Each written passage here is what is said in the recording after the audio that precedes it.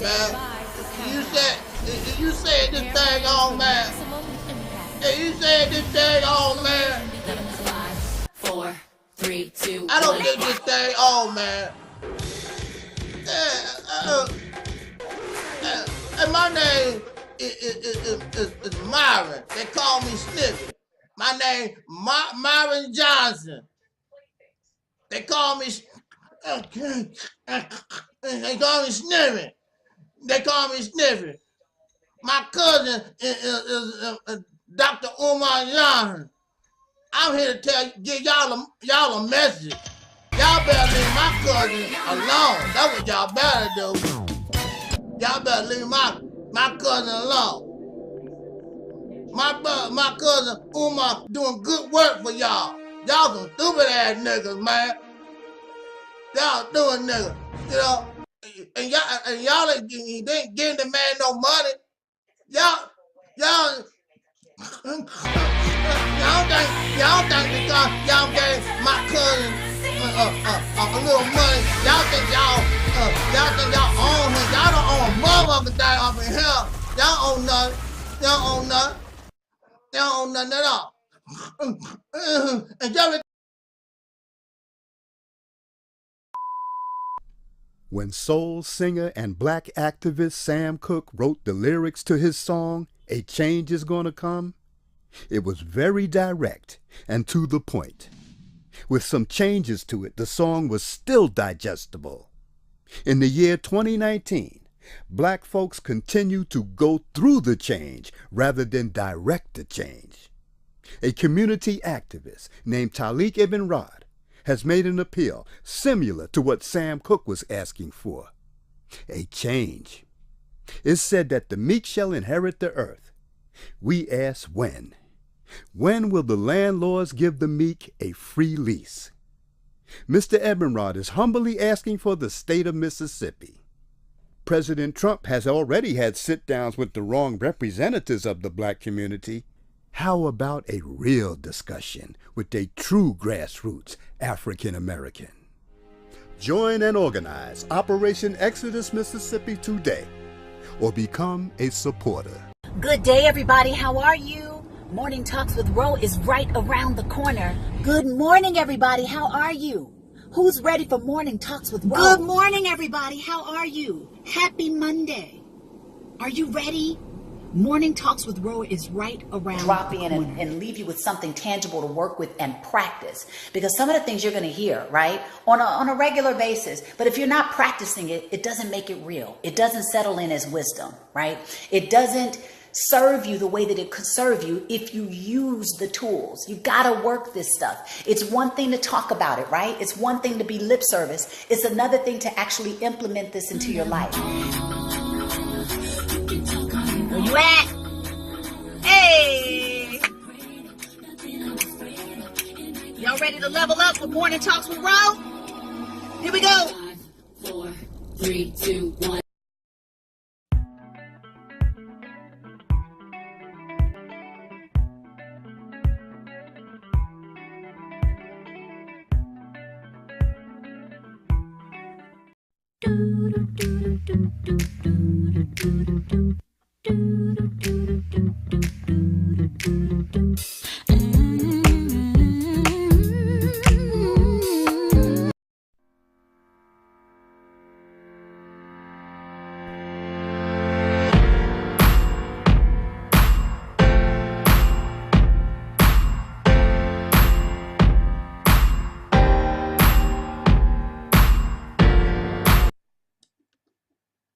Okay, one of those episodes, things that make you say,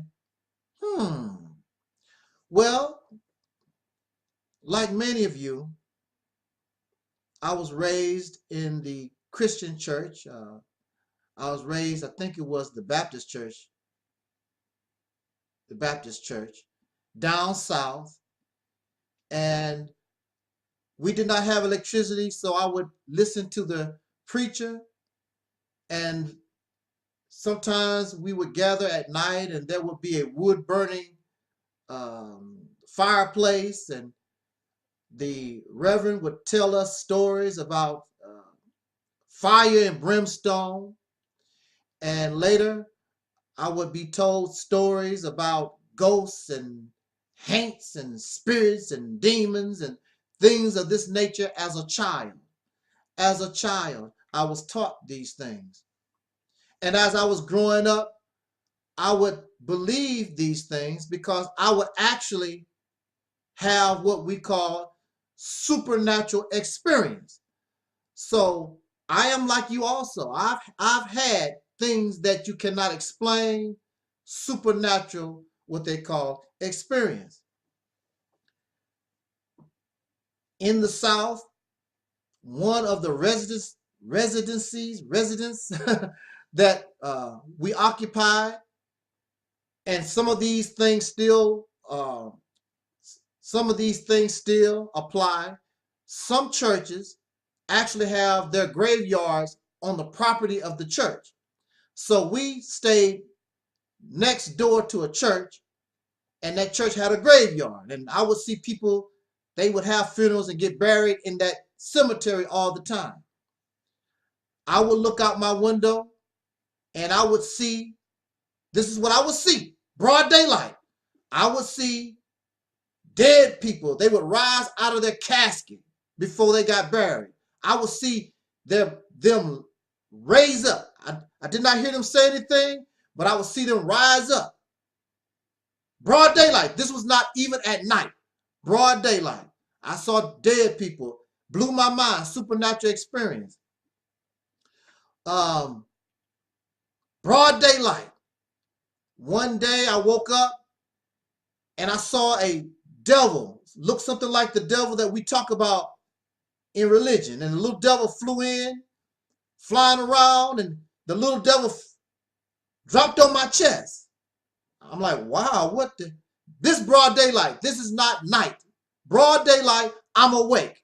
I am awake when I saw these dead people raise up out of their caskets. And then another little devil flew in and started fighting the other little devil right on my chest. Then both of them looked at me like, what you looking at? And they had pitchforks and they start stabbing me in the chest. And I grabbed my chest because I thought it was going to hurt, but I didn't feel nothing. They were just stabbing me in my chest. There was an incident. It was summertime and the main air conditioning was in my room. We lived in one of those, what they call it, one of those shacks.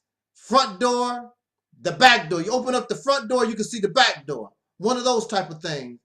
And my baby sister wanted to get closer to the air conditioner. So I saw her, and you know, being a child, I was playing with her. I'm like, get out of my room. You need to get out of my room. So I went to tell my mother to get her out of my room because I know she was enjoying the coolness of the air conditioning. And she used to sleep with my mother, and she was already in the bed with my mother. I'm like, what? So I went back to the room, and she was gone. How could she be in two places at the same time?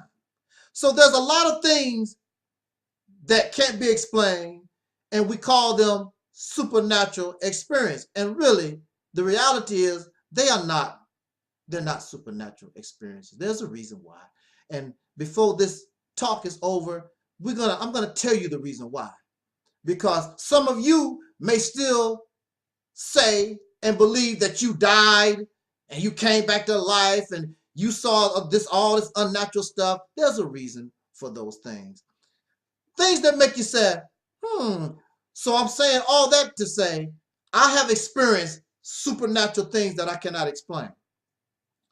Let me begin by saying this. Spider-Man. How many of you have seen the old Spider-Man cartoon? How many of you are familiar with Spider-Man? Now, in the old Spider-Man cartoon, well, first of all, we know that Spider-Man cannot fly. Spider-Man shoots his web and he goes from building to building. He swings around. Now, Spider-Man lives in Queens, I believe. And if you look at the old Spider-Man cartoon, you will see him swinging around, going home to Queens, New York. Now, when Spider-Man is in the city, you can see how you can shoot your web and you have a building, you can swing from building to building. These skyscrapers. But the question is, and many people, when I was growing up, I used to collect Spider-Man comic books, and people used to ask Stan Lee, how is Spider-Man going home? Because when you go to Queens, there's no skyscrapers. When you look at the Spider-Man cartoon, he's swinging in Queens. There's no skyscrapers. Where is his web going? How is he getting around? Spider-Man cannot fly. And I remember one day I was reading the comic books and Stan Lee just said, it's a comic book. It's fiction. Come on, y'all, give us a break. See, it's fiction, it's fantasy. You could do anything in fantasy and fiction. So my question is, we want to find out if spirit is fantasy or is spirit real? Because if spirit is real, then you can easily answer these questions or be like Stan Lee and say, look, give me a break. It's fantasy because it don't make sense. How is Spider-Man getting around? There's no buildings in Queens for him to shoot his web to swing around on. Let's look at the spirit. Is the spirit living or dead? Well, first of all, in order to get a spirit, something must be alive, then it dies. Unless you can show where the spirit is already in existence. But as far as we know, yes, something has to die in order for a spirit to appear, because that spirit dwells in some type of vessel.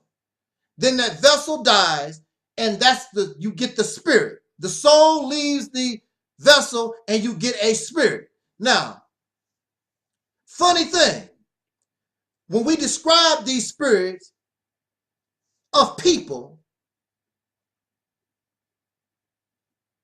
the description is they're wearing clothes.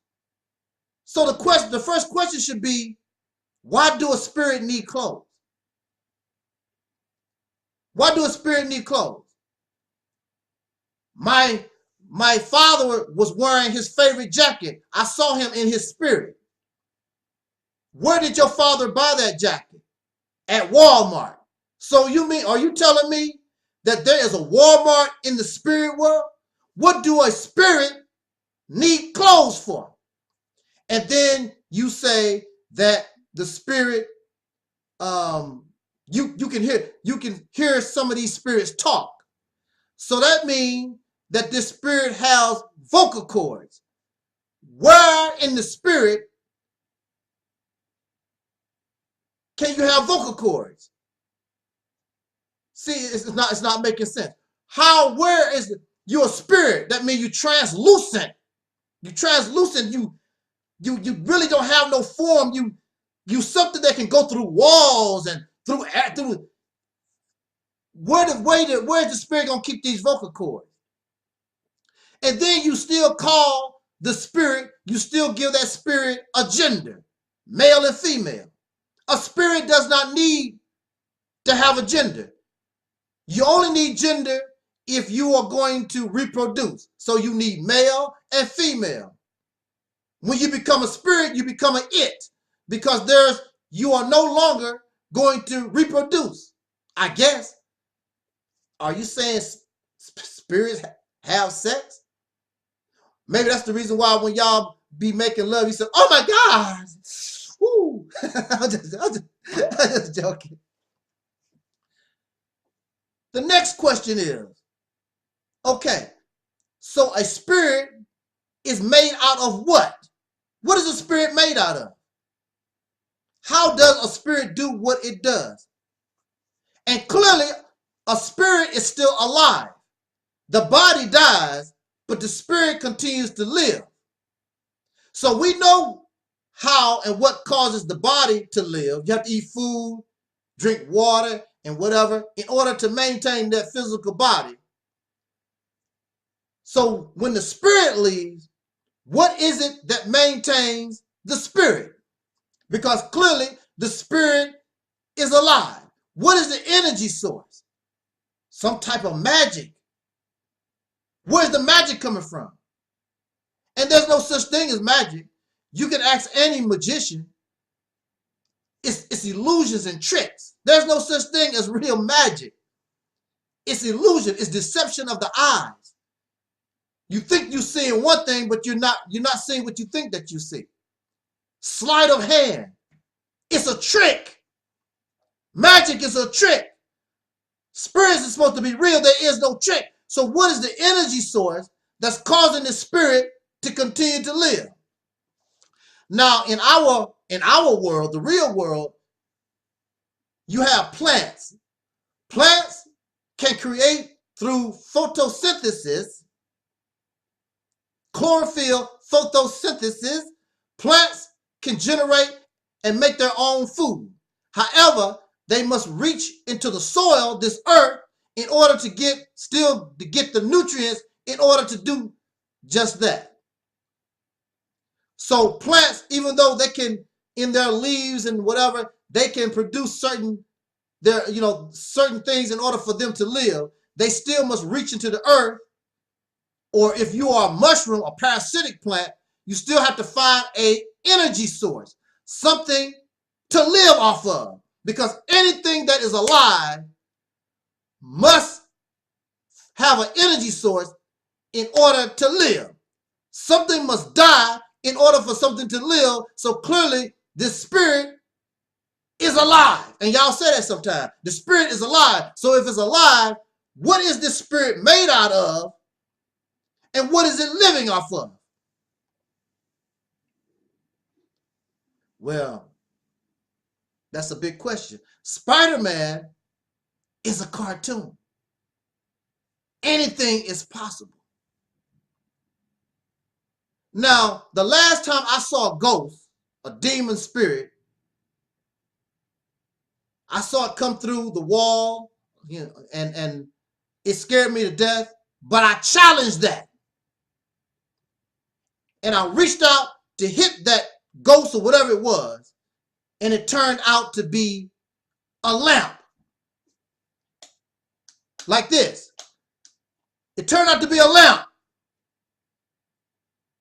Our minds have been programmed with this fantasy thinking, and your brain is making all this stuff up. Ever since I stopped thinking that way, I've never seen no little devils. I don't see people come up from caskets. None of that stuff. No little devils on my chest. None of those things. Why is that? Why is that? And some of you make these claims. Well, you know, I died 3 or 4 times and I came back. No, you did not. No, you did not. Anything that is dead is dead. There is either you dead or you alive. Now, if you were laying on that autopsy table, they take your heart out, take your brain out your head, and did you like that, and we know for a fact you are dead, that's a different story. But most of you have experienced going into a coma, some type of coma-like situation. There are people. There was a man who was in a car accident, and they pronounced him dead, but he still was conscious. His body would not respond, but he said that his brain was fully functioning, and he heard them when they pronounced him dead.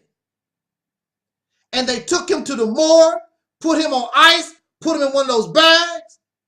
And the reason why he was able to survive that was because his body was in such a low functioning state that you really didn't need a lot of air. They saw him. No, they heard them when they opened up that vault to get his body, and they were getting ready to perform an autopsy on this man. And he's like, he can't get his body to respond. And he's like, No, I'm alive. What you doing? The only thing that saved him, he was able to get his finger to move. And somebody noticed that his finger was moving. And of course, you know, in death, sometimes your nerves jump and whatever. So that's not a surprise, you know, when you go to the morgue. But something was unusual about his finger moving, and somebody said, wait, let's stop. And they found out this man was alive. Now, he could have easily said, I died. He know he didn't die. His body would not respond. When you talk about zombies, it's some kind of chemical, some kind of drug they give a person, knock you out. And if you notice, these people don't get autopsies. They don't get their blood drained. Was your blood drained? Did they remove your brain? Let's make sure that you are dead. When you are really dead, then if you come here and talk about, I was dead and I died 4 or 5 times. No, you did not. No, you did not. Because death is death, life is life. If you died, I guarantee you, you would not be here. You cannot die 4, 5, 6 times. No, you cannot do that. And while you are in that comatose type state, because we have filled our brains with all this Spider-Man, Batman, and Jesus walking on water and all this fantasy stuff, your brain makes all these things up for you. Whether I know you don't want to hear that, but that's it. Because I guarantee you, stop thinking like that, and you will be like me. You will say, you know, I don't experience stuff like that no more, because our brains, since we've been children, Bugs Bunny, Donald Duck, ducks talking, dogs talking, Superman, Batman, Jesus walking on water, and all this other stuff that we've been taught. Fill your brain with this stuff, and we believe that, and your brain make it for you. And you don't reject it, so your brain keeps it, and it keeps it coming. Keeps it coming. That's the reason why. So, is a spirit alive or dead? A spirit technically has to still be alive, but you have to answer all these other questions. Why do a spirit need clothes? Why do a spirit need to talk? Why do a spirit still have gender? A spirit is made out of what? What is the energy? And all this is, you just trying to say it's just anything. Why don't we just be like Stan Lee and say, look, it's a comic book.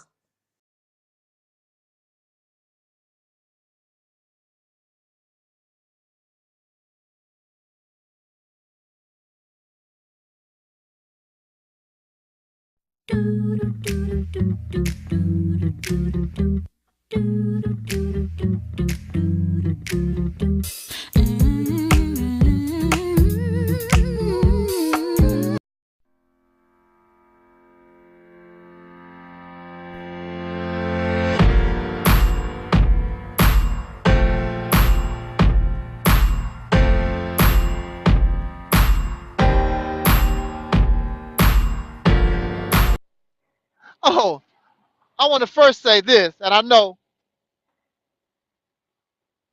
I've been pissing some folks off who are, believers in the Lord and the high and mighty, what they call it, the most high, whoever this person is or whatever. And I find it very interesting. While I am driving down the highway, I saw a sign. It said, Jesus is coming. I had to laugh when I saw that sign. It said, Jesus is coming, because I'm thinking to myself, it's been over 2,000 years, and Jesus supposed to be coming. I mean, when this bruh gonna show up? I mean, wow. I mean, Jesus is coming. Come on now.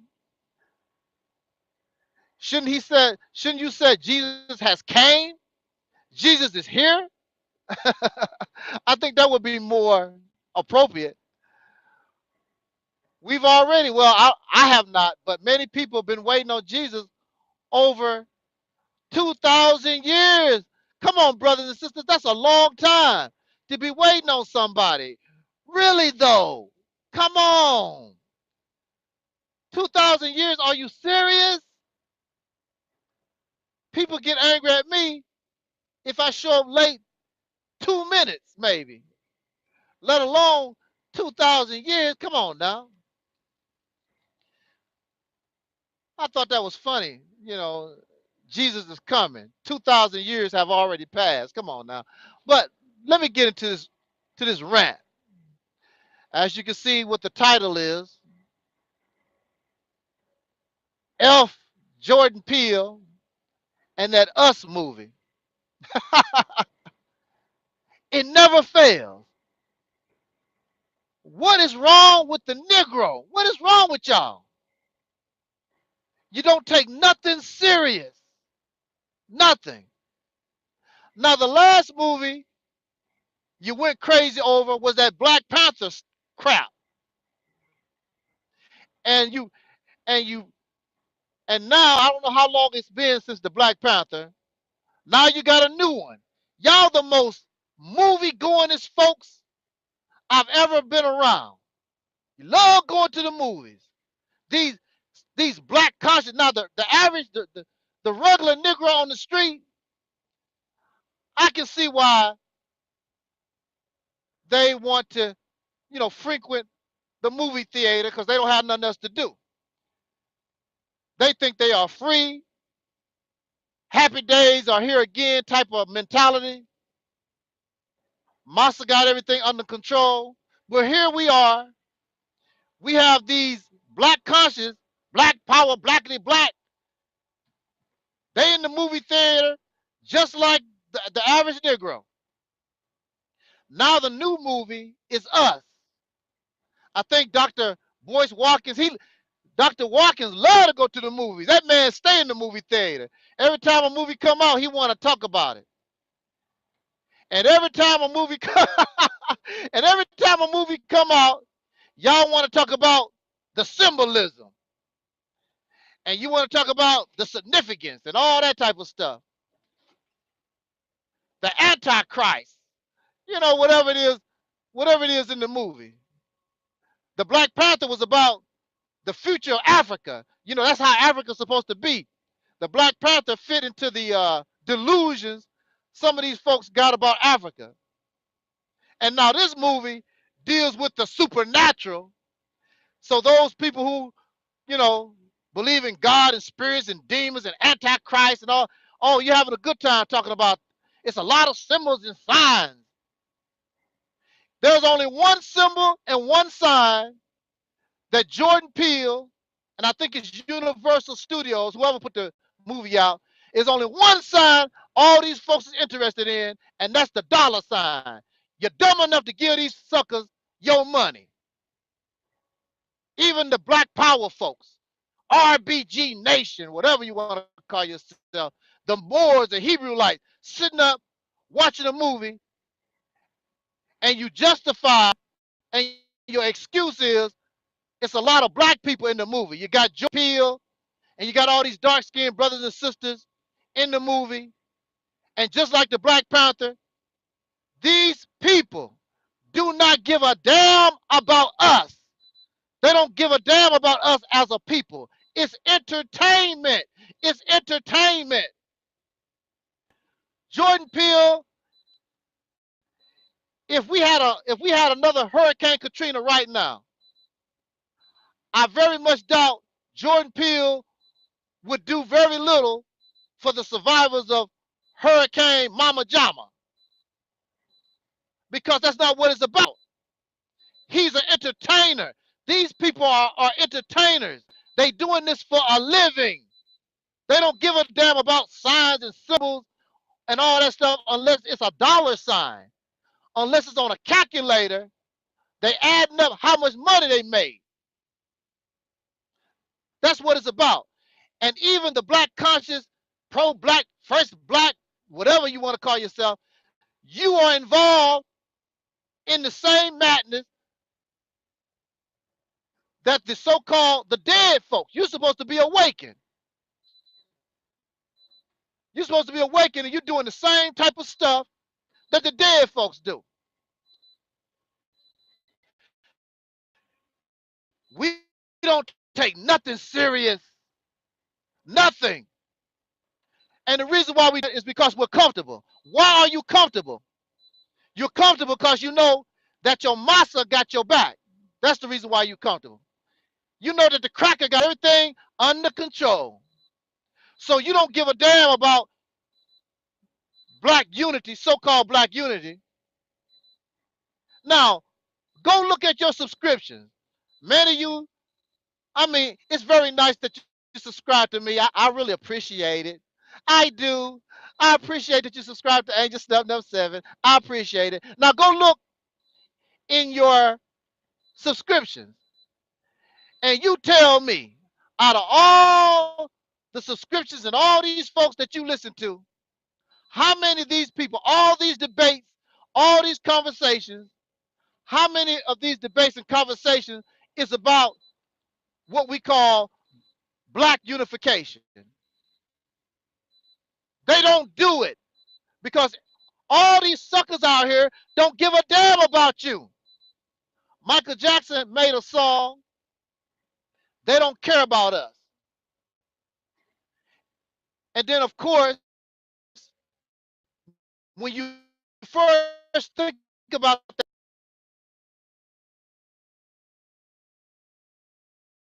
white folks, it's, you know, it's everybody outside of black folks, out of soul brothers and sisters, out everybody on. You have a lot of Negroes, people with black skin, dark skin, that don't give a damn about us. That's the reality of it. These people, just because they have dark skin, don't mean they care about you. They making a living. They are entertainers. And you want to be entertained because you're comfortable living in oppression. You're doing absolutely nothing except going to the damn movies and eat some popcorn that you didn't grow, some candy that you didn't make, some hamburgers you didn't fry, giving all your substance, everything to the peckerwood. Then you want to talk about white supremacy. This includes Taalik Nasheed. Taalik Nasheed is one of the main folks running around here talking about white supremacy, and his baby face, Twinkie looking ass is in the movie theater with his biracial wife and children or whatever, talking all that black stuff. And this Taalik Nasheed, white as snow. He's sitting in the movie theater. Boyce Watkins in the movie theater. Brother Ben just did a little skit, so he had to see the movie to do the skit. All of these folks in the movie theater, instead on the battlefield being a revolutionary. I want to send a shout out to my brother Dope Coke One, because brother Dope Coke One understands it's time to be a revolutionary or sit your happy ass down. Shut up, get out the way. People like this are interfering with our liberation. We need to get out of this situation once and for all. Aren't you sick of talking about white supremacy every damn day? Aren't you sick and tired? There was a video where I think it was a brother that beat up an elderly woman, you know, things of that nature. Aren't you tired of living in this type of environment, situation? Ain't you sick of it all? Well, if you were sick and tired of it, you be taking the appropriate action instead of going to the damn movies to end this stuff once and for all. Don't you care about your children, your great-great-grandchildren? They should not have to deal with what we're dealing with. These babies, they are innocent. We should be putting a stop to this, but we're not. We're sitting our happy ass at the movies eating popcorn. What's wrong with going to the movies? Ain't no wrong. First of all, you didn't make the damn movie. It's not your theater. You're not supporting nothing black. You're making the cracker rich. What you mean? What you being entertained for? I thought you was having all these problems. Police brutality, discrimination. You keep running your mouth about white supremacy and you sit in the movie theater. You should be shaming yourself.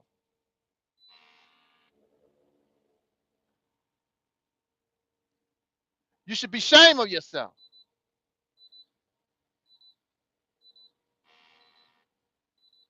Hold on a second here.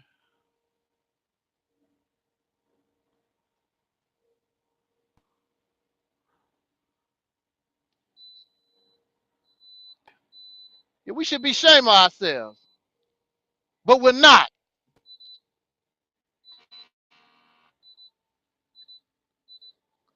Hold on a minute here.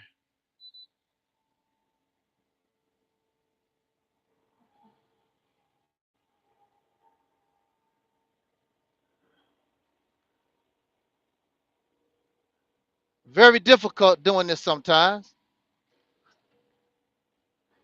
Got to watch what I'm doing, otherwise end up in a big mess. Hold on a second. Got to make a move.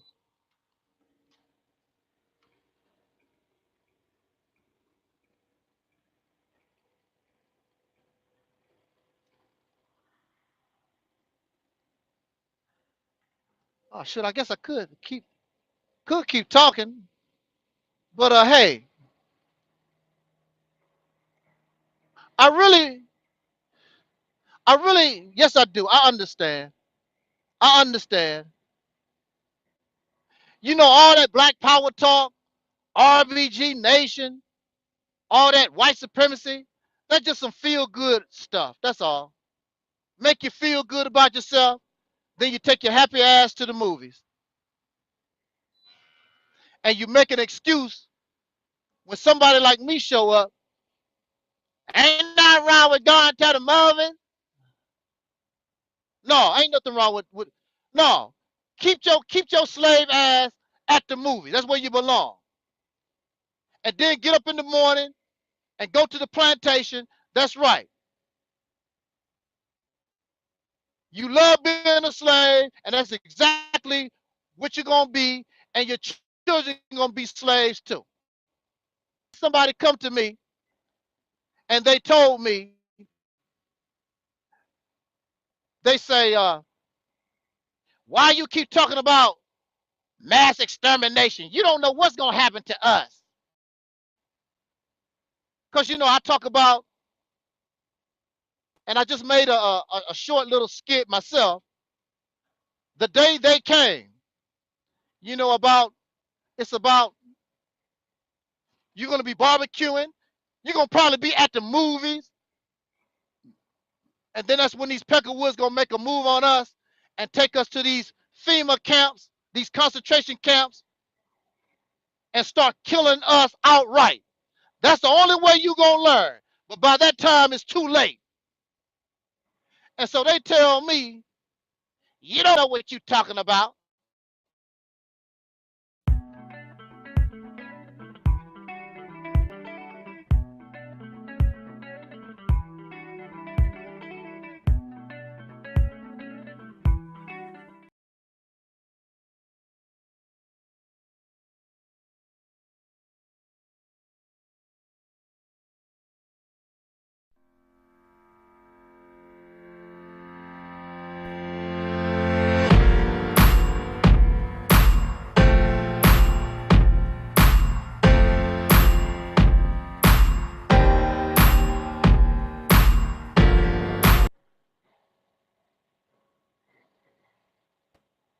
Technical difficulties.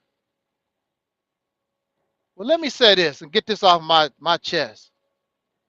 Get it over with.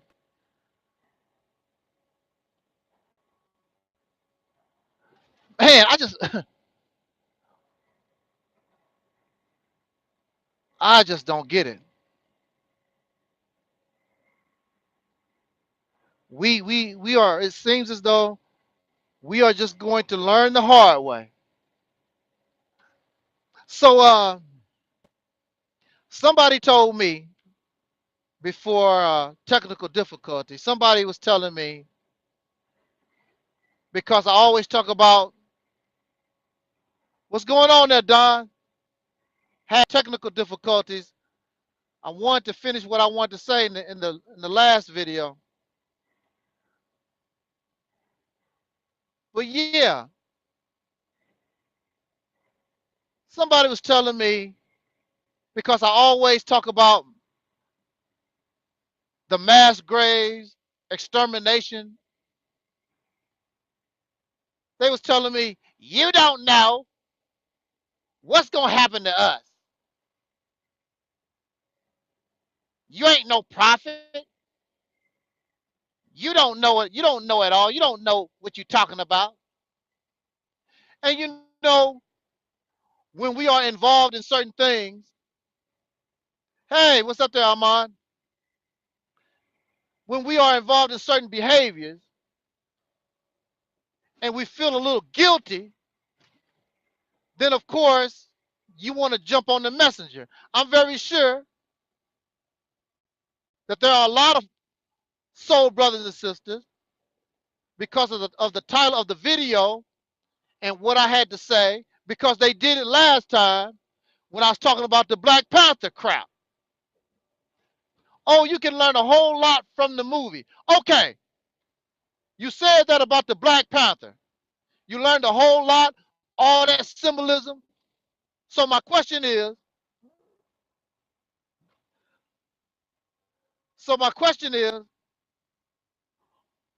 are you liberated?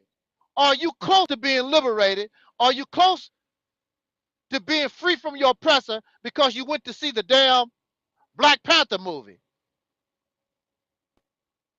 No, you're not. And you're not going to get any closer to getting rid of this racist off your back once and for all, because you're sitting at the movie theater sucking down carbon dioxide and eating blowed up corn. It's not going to change. It's not going to change till you get serious and say enough is enough. But you're never going to get serious because you're comfortable living in your oppression. That's just the bottom line. And you don't want to hear somebody like me, because like this one sister told me, get off my page. You messing up my peace. What do you mean I'm messing up? Oh, I'm breaking up your reality, this fantasy world that you're living in. Oh yeah, I understand. I'm breaking up your peace. I'm here to break your peace, because you're not supposed to be a damn slave. Our people, we're not supposed to be slaves. We're supposed to be free. We're supposed to be liberated. Your peace needs to be broken up. Your children, grandchildren, our future generations, they deserve to be liberated from an oppressor once and for all. But their happy ass grandparents, their mother and father, you're laying up, getting drunk, getting high in the movie theater and all kinds of dumb stuff. And these the people that's hollering black power, first black, unapologetically black, and all this blackity black stuff. If the ones that claim they are awoke, the ones that claim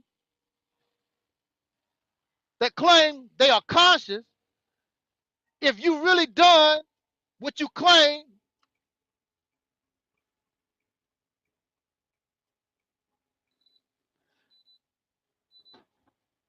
gotta make a move here. Sorry about that.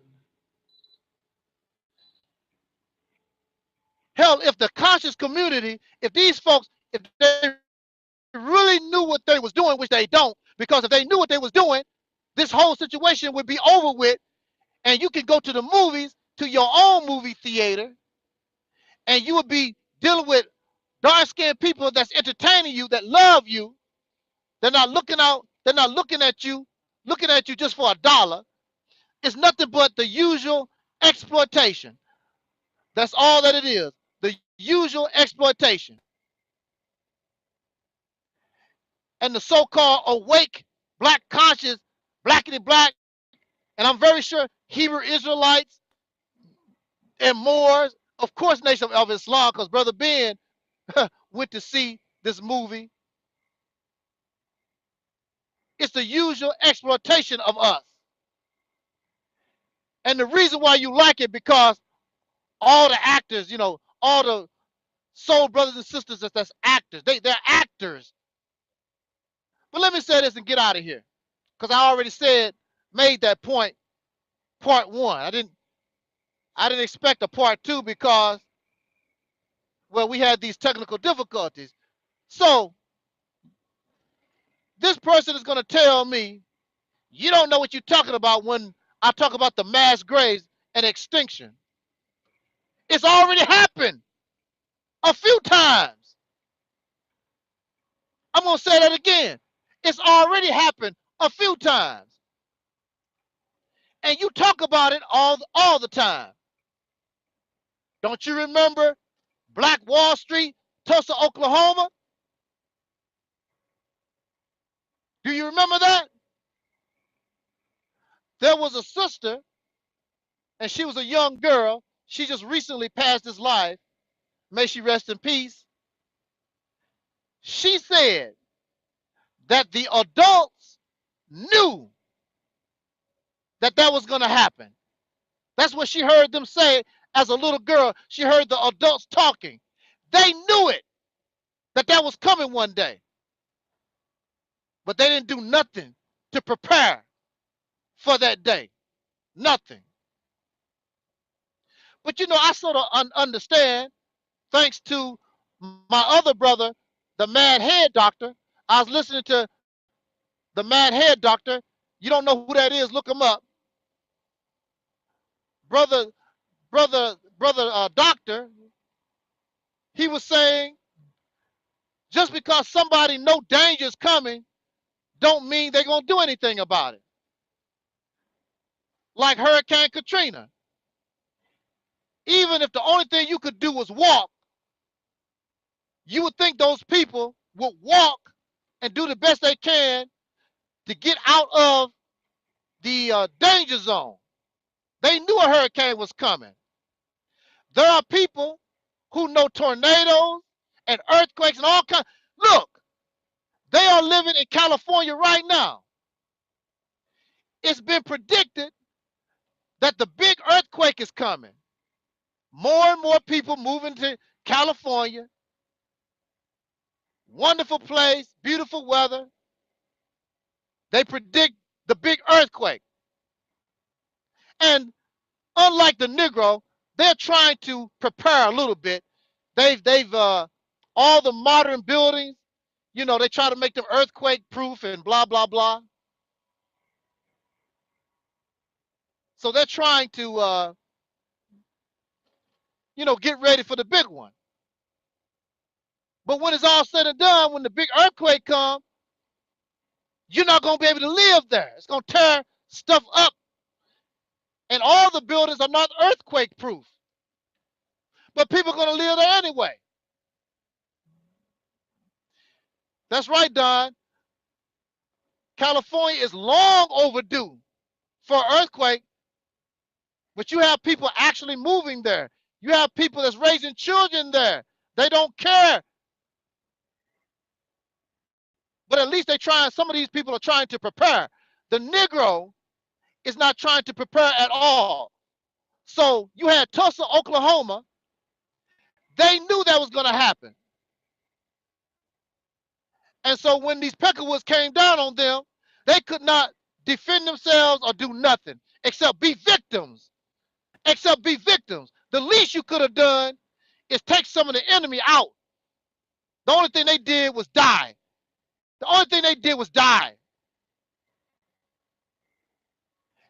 And that's the situation you're in right now. And you forget who you're dealing with. These people are like rabid dogs. You don't know when they're going to turn on you. You call them devil, you call them evil, but at the same time, you'll turn your back and go to the damn movies and don't have a care in the world.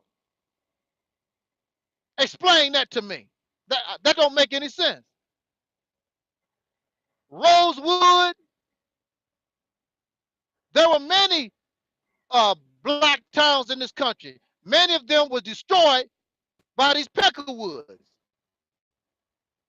And the residents knew one day that this is a possibility and didn't do nothing. And you're living that way right now. So in other words, you trust the peckerwood. All these pro-black folks, the Nation of Islam, the Moors, the Hebrew Israelites, the RBG, all of them trust these crackers. You trust them. Because if you didn't trust them, your actions and your behaviors would be different.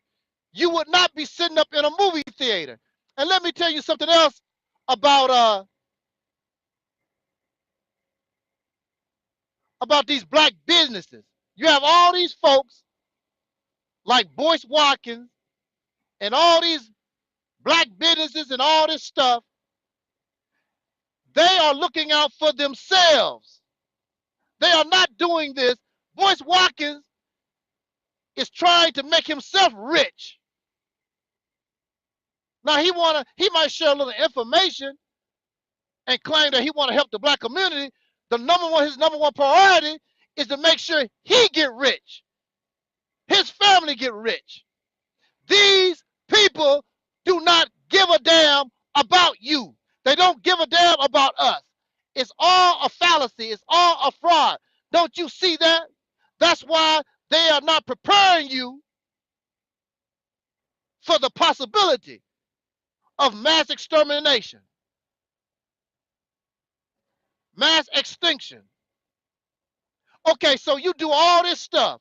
You're going to build schools, you're going to get businesses and all this, and you can't defend nothing you got, militarily or in no other kind of way. Anybody could do anything they wanted to you. And you know the possibility, you're living with your enemy, you know your enemy can come after you. The possibility is there.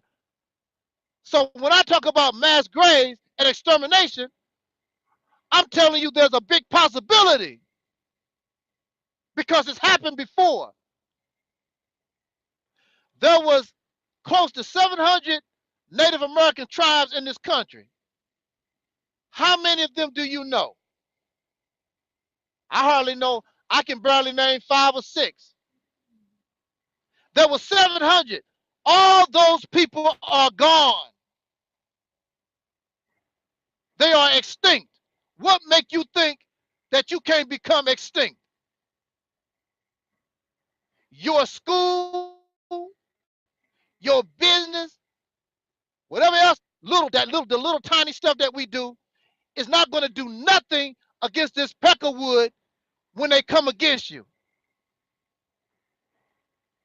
That's right, Don. They already showing us.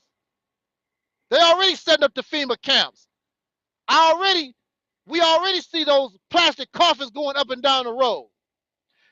Matter of fact, I don't see them like I used to. They probably already in place. You're dealing with a vicious enemy here. But you're comfortable and you don't care. And by the time you react, it would be too late. If that's what you want, so be it. You know, it reminds me of a person. If somebody's threatening your life, don't you take precautions? So if they do kill you, you're not going to make it easy. So if they kill you, you're not going to make it easy. So what, I die? I'm not going to make it easy for them to kill me. You're going to make it easy. So when they blow your brains out, you're going to be in the movie theater sucking down some popcorn. That's what you're going to be doing when they blow your brains out. I keep telling us, this is not a joke. All this high wisdom, reading all these books, all this wisdom and research and books that y'all, none of that stuff could have saved Black Wall Street. None of it could have saved Rosewood. None of it could have saved when Dylan Roof went into that church and killed all those Christian brothers and sisters in that church. All that stuff y'all reading. None of it. You got your priorities all messed up. You should be security minded. It's going to be too late when you're laying down in a mass grave because you think it's a joke. You think you got time. You trust your enemy. You trust your enemy. That's what it is. When you should be trusting each other, grabbing each other's hand. I don't care if you're a Muslim or Moor or Christian or agnostic or whatever brother and sister you are. I don't care. Because when they put you in those mass graves, they don't care what you are. They're not going to trip off of that. We are supporting these idiots that don't give a damn about us. They talk pretty. They talk good. They sound smart. Ain't nothing smart about putting yourself in a situation where anybody can come and do anything they wanted to you. What's smart about that? But you would pick up a gun.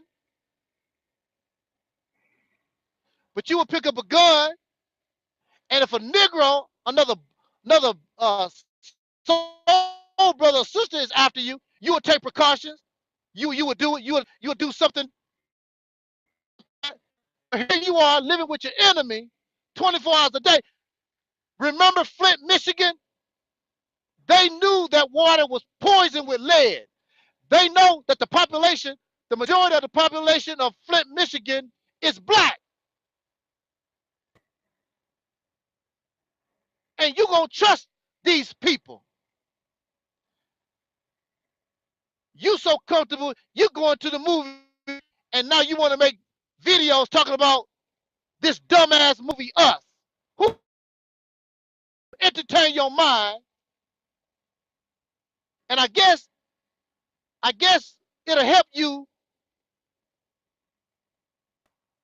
I guess it'll help you when that knock comes knocking at your door, when those National Guard troops, those army fellas, when they come and get your ass. That's right. We're going to be responsible for our own demise. Because smart people, when you're living with your enemy, you should always be on guard. Ask those people, those Caucasian Jews in Israel. Ask them how they live. They live next door to the Palestinians.